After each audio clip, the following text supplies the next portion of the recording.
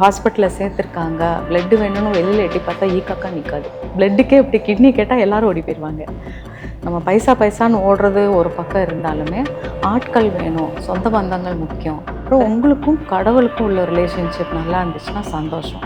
புக்கை வாசிச்சுட்டே இருப்பாங்க, அவங்களுக்கு எல்லா வியாதியும் இருக்கிற மாதிரியே இருக்கும்.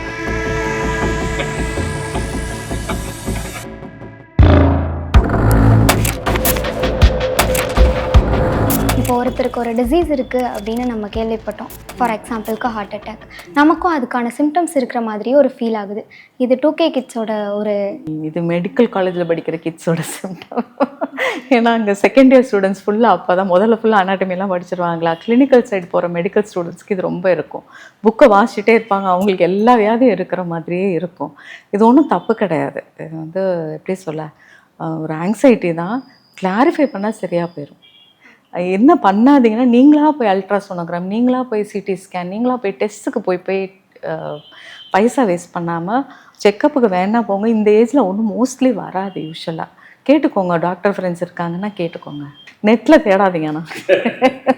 நெட்டில் தேடியே பாதி பேர் அரண்டு போயிடுவாங்க. பெரிய பெரிய எங்களுக்கே ஸ்பெல்லிங் தெரியாத டிசீஸ் பேர்லாம் சொல்லுவாங்க.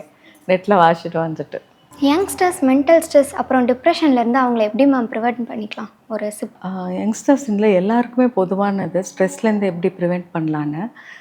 அது இம்பாசிபிள். ஸ்ட்ரெஸ்ஸு இருக்க தான் போகுது. அது நம்மளை பாதிக்காமல் நம்ம ஸ்ட்ராங் ஆகிக்கலாம். இப்போ எப்படி அப்படின்னா, ப்ரிப்ரேஷன் தான். இப்போ மவுண்ட் ஒலிம்பிக் ஏற போகிறாங்கன்னா அதுக்கு முன்னாடி அவங்க கொஞ்சம் ஃபிசிக்கலி ஃபிட் ஆகிடுவாங்க. ஒரு கேம்ஸில் பார்ட்டிசிபேட் பண்ண போகிறாங்கன்னா ஃபிட்டாக ஆவாங்க. ஃபிட் ஆகலை, மென்டலி ஃபிசிக்கலி நீங்கள் ஸ்ட்ராங்காக இல்லைன்னா ஸ்ட்ரெஸ்ஸு கண்டிப்பாக தாக்க தான் போகுது. நிறைய பேர் என்ன நினைப்பாங்க, ஸ்ட்ரெஸ்ஸுனால் ஏதோ பயங்கரமாக இப்போ ஒரு எக்ஸாமோ இல்லை ஏதோ வேண்டாதது நடந்துருச்சு, வார்ஃபேர், அதுதான் ஸ்ட்ரெஸ்ஸுன்னு நினைப்பாங்க. பட் எங்களை பொறுத்த வரைக்கும் எனி சேஞ்ச் ஸ்ட்ரெஸ். இப்போ நான் எக்ஸாம்பிள்ஸ் சொல்கிறேன். வீட்டில் ஒரு கல்யாணம், ஒரு கிரகப்பிரவேசம், உங்களுக்கு ஒரு ப்ரொமோஷன், ஜாபில் உங்களுக்கு பாஸ் ஆக்கியிருக்காங்க, இல்லை அப்ராட் போகிறதுக்கு, ஆன்சைட் போகிறதுக்கு உங்களுக்கு ஒரு சான்ஸ் இருக்குது.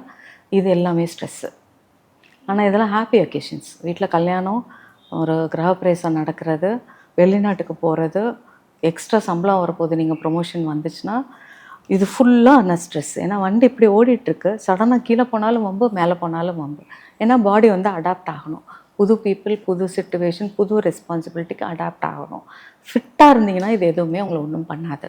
ஃபிசிக்கலி அண்ட் மென்டலி ஸ்ட்ராங்காக இருந்தால். வீக்காக இருக்கீங்கன்னா இதில் எந்த நல்லதோ கெட்டதோ எல்லாமே பாதிக்கும். இதுக்கு ப்ரிவென்ஷனுக்கு எப்படின்னா ஒரு 5 பாயிண்ட்டு. ஒன்று நல்லா தூங்கிடணும். அட்லீஸ்ட் 7 to 8 hours சதி பண்ணி ப்ரையாரிட்டைஸ் பண்ணி தூங்கியே தீரணும். அப்புறம் சாப்பாடு உங்களால் எவ்வளோ ஹெல்த்தியாக சாப்பிட முடியுமோ பேலன்ஸ்ட் மீல், நிறைய ஃப்ரூட்ஸ் அண்ட் வெஜிடபிள்ஸோடு சாப்பிடணும். அதுக்கப்புறம் physical exercise per day at least ஒரு 45 minutes வெறும் வாக்கிங் கூட பண்ணுங்கள். பட் அது மஸ்ட் கன்சிஸ்டண்ட்டாக எவ்ரி சிங்கிள் டே பண்ணுங்கள் ஃபிசிக்கல் எக்ஸசைஸ். அதுக்கப்புறம் உங்களுக்கும் கடவுளுக்கும் உள்ள ரிலேஷன்ஷிப் நல்லா இருந்துச்சுன்னா சந்தோஷம். ஏன்னா ஒரு யார்ட்டையும் போய் கொட்டணுங்கிறப்போ, ஒருத்தர்ட்டையும் கொட்ட முடியலைங்கிறப்போ, உங்களுக்கு ஒரு ஸ்ட்ராங் ரிலீஜியஸ் பேசிஸ் இருக்குது அப்படின்னா அது ப்ரொடெக்ட் பண்ணும். கடவுள் நம்பிக்கை இல்லை, சாமி வேணாட்டி அட்லீஸ்ட் ஆசாமியோடையான ரிலேஷன்ஷிப்ஸ் நல்லாயிருக்கு. சுற்றி உள்ளவங்களோட ரிலேஷன்ஷிப் நல்லா மெயின்டைன் பண்ண தெரிஞ்சிச்சு. நான் சொன்னேன்ல, சோஷியல் சப்போர்ட் வைட்டல். ஸோ நம்ம ஸ்ட்ரெஸ்ஸுன்னு விழுகிறப்ப தூக்கி தாங்கி நிற்கிறது கூட பிறந்தவங்களோ, கூட வளர்ந்தவங்க, ஃப்ரெண்ட்ஸ், இவங்க எல்லாமே முக்கியம். ஸோ இது எல்லாமே கான்ஷியஸாக நம்ம எப்படி வளர்த்து வைக்கணும். ரிலேஷன்ஷிப்க்கு முக்கியத்துவம் கொடுத்துட்டு நம்ம பைசான்னு ஓடுறது ஒரு பக்கம் இருந்தாலுமே ஆட்கள் வேணும், சொந்த பந்தங்கள் முக்கியம், ஃப்ரெண்ட்ஸ் முக்கியம், கூட பிறந்தவங்க முக்கியம். அந்த ரிலேஷன்ஷிப்புக்கும் இம்பார்ட்டன்ஸ் கொடுத்துட்டு நல்லது கெட்டதுக்கு நம்மளை சுற்றி ஆள் நிற்கணும், தனியாக நிற்கக்கூடாது நம்ம. ஸோ ஹாஸ்பிட்டலில் சேர்த்துருக்காங்க, பிளட்டு வேணும்னு வெளியில் எட்டி பார்த்தா ஈக்காக்கா நிற்காது. பிளட்டுக்கே இப்படி கிட்னி கேட்டால் எல்லோரும் ஓடி போயிடுவாங்க. ஸோ கிட்னி கொடுக்குற அளவுக்கு உங்களுக்கு ஃப்ரெண்ட் இருந்துச்சுன்னா உங்களுக்கு ஸ்ட்ரெஸ் வராது.